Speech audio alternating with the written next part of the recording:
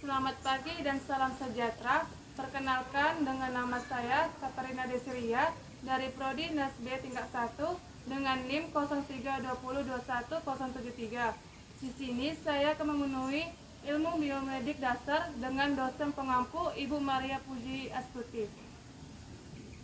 Di sini saya akan menjelaskan tentang anatomi fisiologi sistem integumen.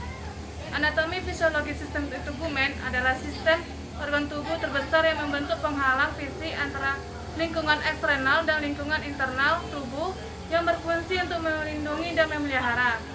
Fungsi sistem integumen melakukan banyak fungsi vital, diantaranya yang pertama perlindungan struktur tubuh bagian dalam, di mana kulit mempertahankan integritas permukaan tubuh dengan migrasi dan shading sehingga dapat memperbaiki luka permukaan dengan menginterpretasikan mekanisme pergantian sel normal pada kulit.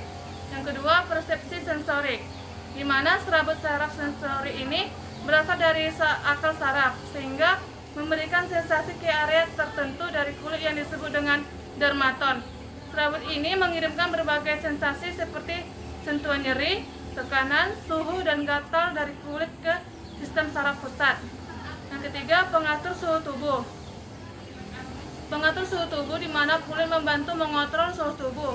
Seperti ketika kulit merasa dingin, pembuluh darah akan menyempit sehingga menurunkan aliran darah dan melestarikan panas. Selanjutnya, ketika kulit merasakan panas, maka arteri kecil di dalam kulit melebar sehingga meningkatkan aliran darahnya yang pada gilirannya akan mengurangi panas tubuh pada kulit. Yang keempat, ekspresi beberapa cairan tubuh, di mana kulit juga merupakan organ ekskresi sehingga kelenjar pada kulit akan mengeluarkan keringat yang mengandung air, elektrolit, urea, dan asam laknat. Di dalam integumen terdapat 3 lapisan kulit, di mana dua lapisan kulit yang berbeda, yaitu epidermis dan dermis. Terletak di atas lapisan ketiga jaringan subkutan atau kadang disebut dengan hipodermis. Yang pertama adalah lapisan epidermis. Di sini dapat dilihat pada gambar ini adalah lapisan epidermis. Lapisan epidermis adalah lapisan terluar dan ketebalannya bervariasi, kurang dari 0,1 mm pada kelopak mata hingga lebih dari 1 mm pada telapak tangan dan sol. Epidermis ini tembus pandang sehingga memungkinkan cahaya untuk melewati lapisan epidermis. Di dalam lapisan ini terdiri dari stratum corneum atau lapisan tanduk. Dapat dilihat di mana lapisan ini merupakan lapisan terluar dan terdiri juga dari membran sel yang tersusun rapat dan keraton. Yang selanjutnya adalah stratum clostridium atau lapisan bening. Ini dapat dilihat lapisan bening, di mana lapisan ini menghalangi keluar masuknya air karena pada kulit tipis lapisan ini tidak ditemukan. Selanjutnya adalah stratum granulosa atau lapisan granular, di mana lapisan ini bertanggung jawab untuk pembentukan kreatin pada beberapa kulit tipis yang mungkin tidak dapat ditemukan.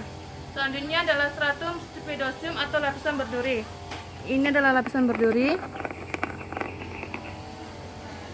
di mana lapisan ini juga dapat membantu pembentukan keratin dan kaya akan asam ribonukleat. Yang selanjutnya adalah stratum basale atau lapisan nasal, yang merupakan lapisan terdalam dan menghasilkan sel-sel baru untuk menggantikan stratin superficial.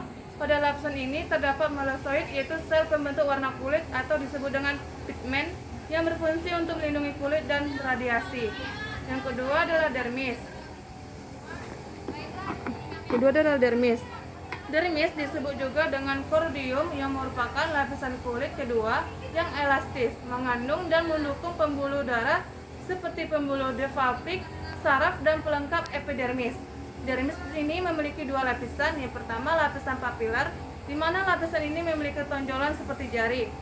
Papila yang menghubungkan dermis dan epidermis.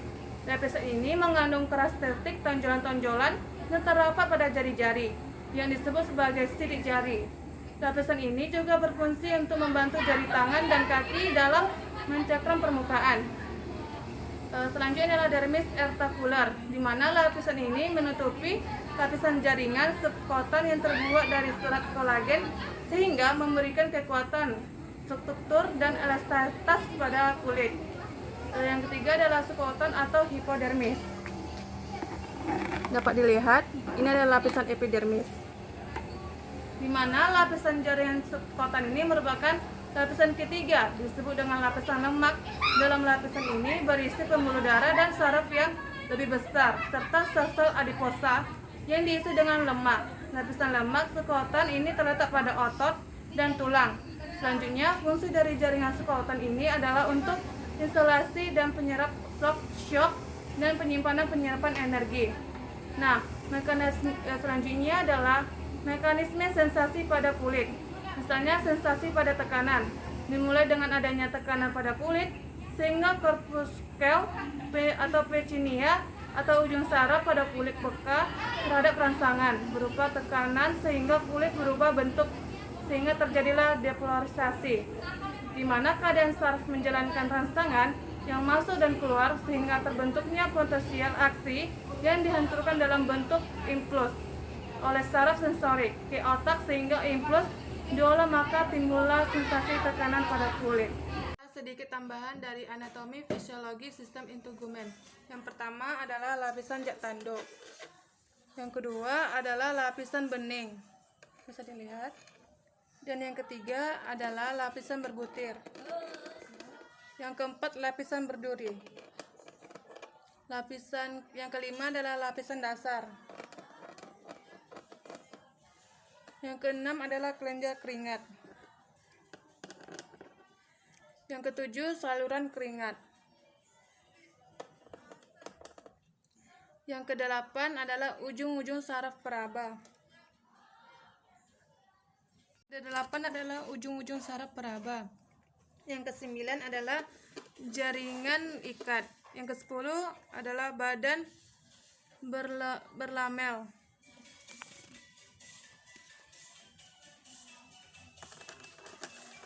Yang ke-11 adalah jaringan lemak. Yang ke-12 adalah pembuluh nadi. Yang ke-13 adalah pembuluh balik. Yang ke-14 adalah tangkai rambut atau batang rambut. 15 akar rambut. Yang ke-16 adalah gelombang rambut. 17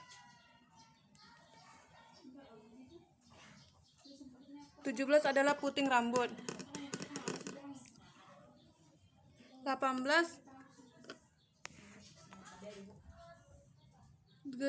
adalah selaput rambut. 19 selaput luar akar rambut. 20 kelenjar disebut dengan kelenjar urap. 21 otot penggerak rambut. 22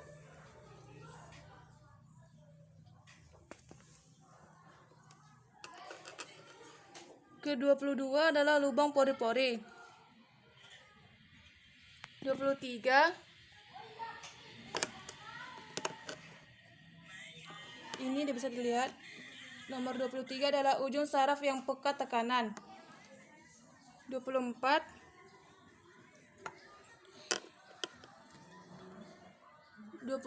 adalah reseptor rangsangan panas. 25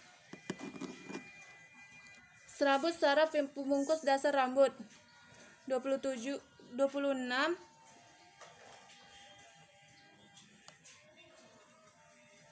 adalah ujung saraf bebas dalam epidermis.